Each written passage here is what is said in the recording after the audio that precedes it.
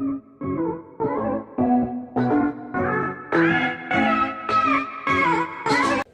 hi guys, for today's video, I'm gonna tell you the story of this book. So this book is from Nicholas Sparks. The title of this book is Safe Haven.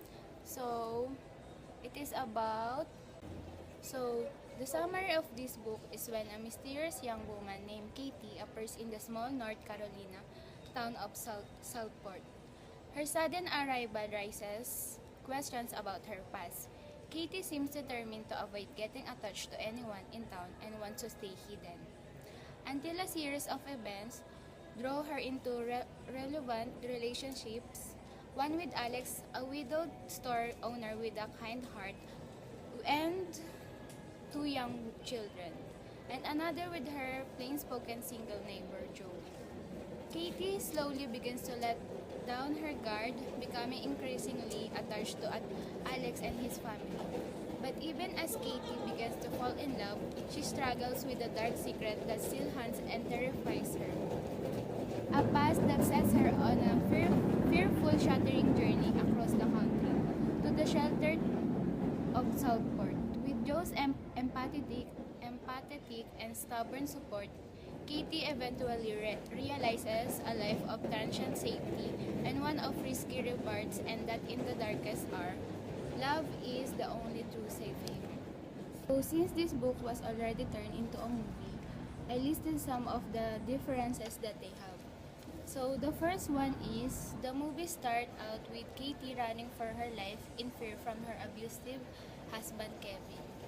While in the book, it started out with Katie already in Southport working at Ivan's waiting table.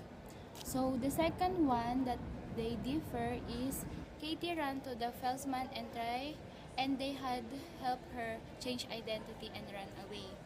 While in the book, nobody knew what Katie was doing, nobody knew her plans, not even the Felsman. She did everything herself. The third one is Alex finds a missing person suspected of first-degree murder report with Katie's face on it and confronts her about her past life in that way.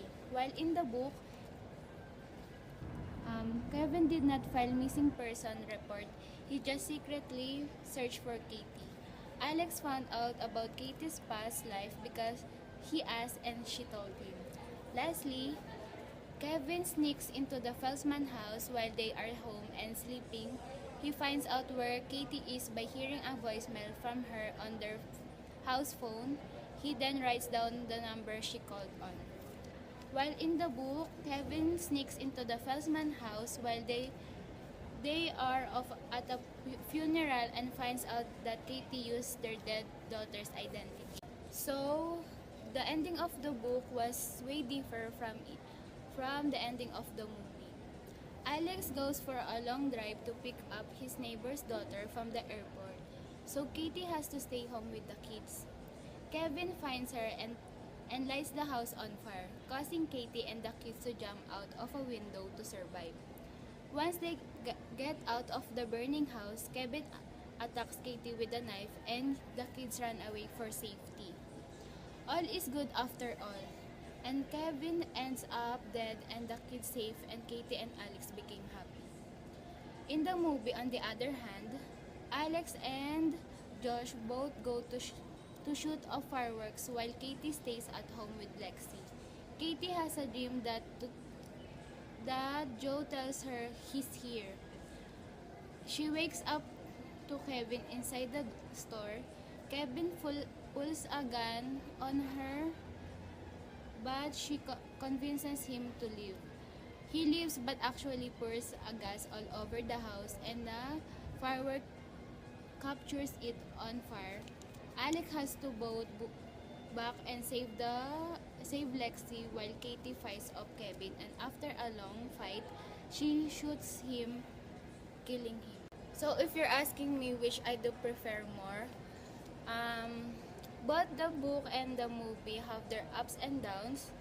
The movie may be a better choice if you like seems the visual made for you and the plot right in front of you. But if you like to figure out the plot on your own and be suspenseful until the end, as well as make your own visuals of how people look, then the book is a better choice. Overall, I prefer the book over the movie because of the way the author portrays love that Alex and Katie have for each other, as well as the way the flashbacks are embedded into the movie to slowly give you hints of how Katie's past was. So guys, I hope you like the book review I've given to you. I suggest that you read the book and you watch the movie by your own because it was really good.